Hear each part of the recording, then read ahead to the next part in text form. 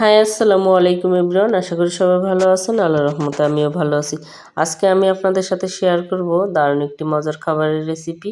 এই যে দেখতে পাচ্ছেন এখানে লাউ শাকের ডগা আর লাউ শাকের ফুল। এ দিয়ে আমি একটা দারুণ আজকে একটা রেসিপি তৈরি করব। তাই ভাবলাম আপনাদের সাথে শেয়ার করি। শুরুতে বলে নিচ্ছি আমার কিন্তু ঠান্ডার সমস্যা, কয়েকদিন থেকে ঠান্ডাজনিত রোগে ভুগছি। তারপর গলার ভয়েসের যে অবস্থা তাও চেষ্টা করি আপনাদের সাথে রেগুলার ভিডিও শেয়ার করতে।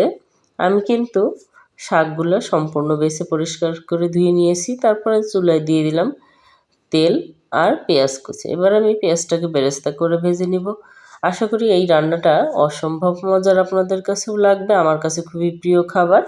তাই আমি গ্রাম থেকে আমার ভাই নিয়ে এসেছিল আমার জন্য যে এই লাউ শাকের ডগা ফুল। তাই ভাবলাম এই দিয়ে আপনাদের সাথে শেয়ার করি একটা রান্না। এই যে দেখুন আমি কিন্তু এইখানে বাঁশপাতা মাছের শুটকি নিয়েছি, ফাইসা মাছের। এটা ধুয়ে আমি আগে শুটকিটাকে কেটে পরিষ্কার করে তারপরে একটু চুলায় ভেজে গরম পানি দিয়ে ধুয়ে পরিষ্কার করে নিয়েছি কিন্তু। তারপর চুলায় তেলে একটু ভেজে নিয়েছি। এবার একে একে সব ধরনের মশলা দিয়ে দিলাম। দিয়ে দিয়েছি লবণ, হলুদের গুঁড়ো, মরিচের গুঁড়ো। তারপরে দিয়ে দিলাম রসুন বাটা আর জিরা বাটা। এবার আমি ভালো করে কষিয়ে নিচ্ছি। শুটকিটা কিন্তু কষানোর উপরে ডিপেন্ড করে টেস্টের। কারণ কম কষানো হলেই আগে পানি দিয়ে দিলে শুটকিতে একটা আলাদা যে গন্ধ আছে সেটা হয়। কারণ কামড় দিলেই দেখবেন যে শুটকিতে একটা গন্ধ আসে। কিন্তু ভালো করে যদি কষিয়ে নেওয়া যায় তাহলে কিন্তু ওই শুটকিটাও প্রপারলি সিদ্ধ হয় আর গন্ধটা থাকে না, খেতেও কিন্তু মজা হয়। তারপরে আমি কষিয়ে নিয়ে একটু কাঁচামরিচ দিয়ে ঝোল দিয়ে সিদ্ধ করে নিলাম। এই যে আর একটু ঢাকনা তুলে নেড়ে দিলাম। এখন আমি এতে দিয়ে দিচ্ছি আলু। কারণ আলুটা সিদ্ধ হতে একটু সময় লাগে, তাই আলুটা আমি প্রথমে দিয়ে দিলাম। এখানে আমি দুটো আলু ছোট ছোট করে পিস পিস করে কেটে নিয়েছি। আলুটার সাথে শুটকিটা আগে কষিয়ে নিলে, কারণ শাকটা বেশি সিদ্ধ হতে সময় লাগে না, আর শাক কিন্তু বেশি সিদ্ধ হয়ে গেলে একটু টক টক লাগে। তাই আমি আগে আলুটাকে কষিয়ে সিদ্ধ করে নিলাম। এখন ওই যে আমার লাউ শাক আর লাউ শাকের ফুল সেগুলি দিয়ে দিলাম। এই রান্নাটা কিন্তু আমার মতো যারা শুটকি লাভার তারা কিন্তু খেলে এর লোভ সামলাতে পারবে না।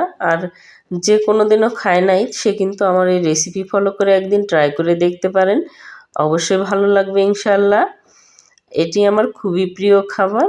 আমি গ্রামে গেলেই এই রান্নাটা আমি কিন্তু অবশ্যই খাই। যেমন যদি আমাদের বাড়িতে না থাকে বা কারো গাছে থাকে তারাও কিন্তু আমি পছন্দ করি দেখে। আমার চাচি বা আমার ফুপু বা অন্য যে আমাদের চাচি কাকাদের বাসা আছে তারাও বলে, তুই না এটা পছন্দ করস তাহলে তুই এটা নিয়ে যা।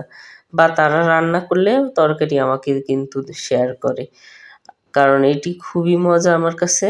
আমি আগে থেকে শুটকিতে অল্প পরিমাণে লবণ দিয়েছিলাম, সবজির পরিমাণে দেওয়া হয় নাই, তাই আর একটু লবণ দিয়ে ভালো করে মিশিয়ে নিলাম।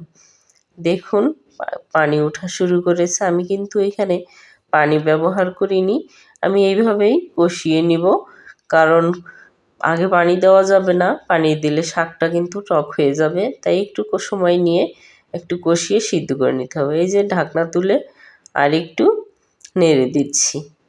দেখুন শাকটা কিন্তু সিদ্ধ হয়ে আসছে আর আলুটাও কিন্তু অলরেডি সিদ্ধ হয়ে গেছে। আর শুটকিটাও এই একই শাকের সাথে আরও ভালো কষানো হয়ে গেছে আর সুন্দর একটা কিন্তু সেন্ট হয়েছে। আপনারা কে কোথার থেকে আমার এই ভিডিওটি দেখছেন অবশ্যই কমেন্ট করবেন। আর ভিডিওটি ভালো লাগলে অবশ্যই শেয়ার দিয়ে আমার পাশে থাকবেন। ইউটিউব থেকে দেখলে সাবস্ক্রাইব করবেন এবং পেজ থেকে দেখলে ফলো দিবেন, যাতে পরবর্তীতে এমন মজার মজার খাবারের রেসিপি আপনাদের মোবাইলে প্রথমে নোটিফিকেশনে আসে। আর এখন আমি কষানো শেষ, তারপরে দিয়ে দিলাম একটু ঝোল। দেখুন আমি এখানে কিন্তু বেশি ঝোল দেইনি, অল্প একটু ঝোল দিয়েছি যাতে শাকটা সিদ্ধ হয়। এই যে কিছুক্ষণ পরে ঢাকনা তুলে দেখুন আমার তরকারিতে কিন্তু ঝোল কমে আসছে আর কমে একদম মাখা মাখা হয়ে গেছে প্রায়।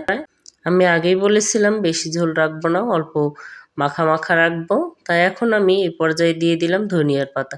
ধনিয়ার পাতাটা দেওয়াতে শুটকির যে আলাদা একটা সুন্দর ফ্লেভার আছে তার সাথে কিন্তু ধনিয়ার পাতার একটা দারুণ কম্বিনেশন, কারণ শুটকিতে ধনিয়ার পাতা না দিলে কিন্তু তার মশলার পরিপূর্ণতা পায় না।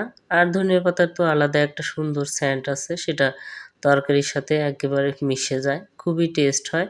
তাই আমি ধনিয়ার পাতা আর একটু কাঁচামরিচ দিয়ে ঢাকনা দিয়ে ঢেকে দিয়েছিলাম। এবার ঢাকনা তুলে পুরো সবজিতে মিশিয়ে দিলাম যেন ধনিয়া পাতার সেন্টটা আলু বা সবজির সাথে ভালোভাবে মিশে যায়। আর একটু ঢাকনা দিয়ে ঢেকে আমি রান্না করে নিলাম।